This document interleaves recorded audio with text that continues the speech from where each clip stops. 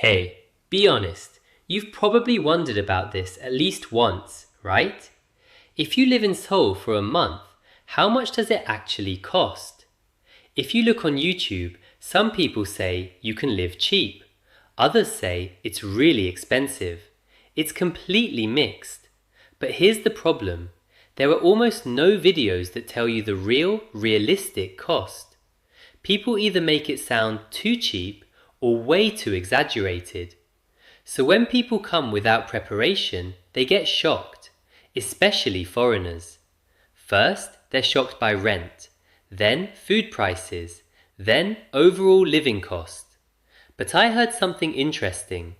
A foreigner who came to Korea lived here for just 1 month and said this: "This country is neither cheap nor expensive. It completely depends on your choices." And honestly, that's the key. So today, I'm going to break down the real cost of living in Seoul for 1 month with no exaggeration, just the reality. And one important thing, if you watch this video until the end, you'll know exactly this. Can you afford to live in Seoul or not? Let's start with the biggest expense, rent. This is honestly the biggest one. For foreigners, there are usually 3 options: goshwon, share house, studio apartment.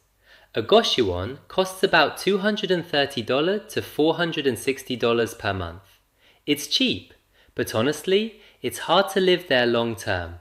The space is tiny and there's almost no privacy. So most foreigners choose a share house. That's about $380 to $770 per month.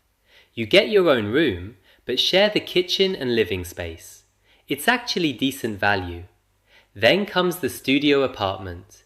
This is where prices go up a lot. In Seoul, rent ranges from about $540 to $1,150 per month. Location matters a lot. Gangnam, more expensive.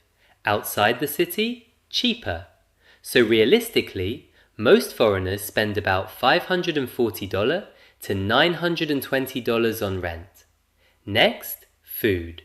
This really depends on the person, but let's look at the average. A meal outside usually costs $6 to $12. If you eat out 3 times a day, that's about $15 to $30 per day. So per month, around $460 to $770. But here's the important part: delivery. Korea's delivery system is so good that almost everyone gets hooked. At first, it's exciting. Then it becomes a habit, and that's when your costs go up fast. So realistically, if you cook and save money, around $380 per month. If you order delivery often, it easily goes over $770. Third, transportation. Honestly, Korea is amazing for this. Subway and buses included, you can survive with about $40 to $80 per month. For foreigners, this is actually pretty surprising. Fourth, phone bill. With a SIM or eSIM, it's about $25 to $50 per month. Unlimited data costs a bit more. Fifth, personal expenses.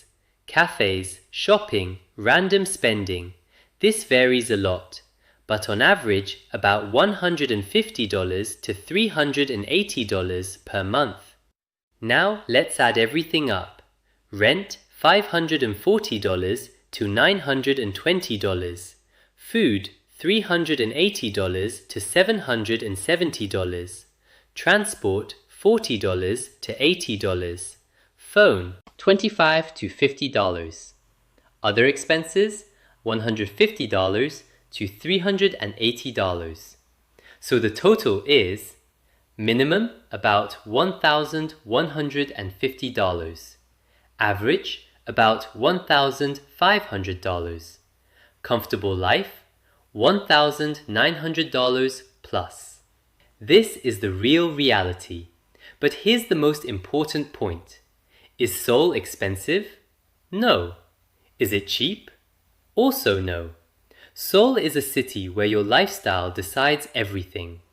If you live in a Goshiwon and cook your own meals, you can live on around $1,150.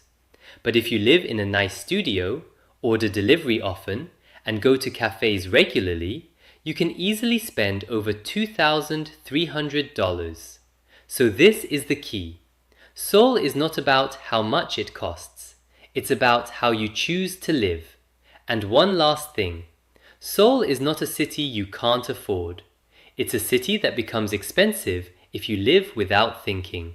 If this video helped you even a little, think about this. How do you want to live in Seoul? And leave a comment. How much do you think it costs to live in Seoul for a month? Reading those will be really interesting. And if you want more real, honest content like this, subscribe. I'll keep it real in the next video too.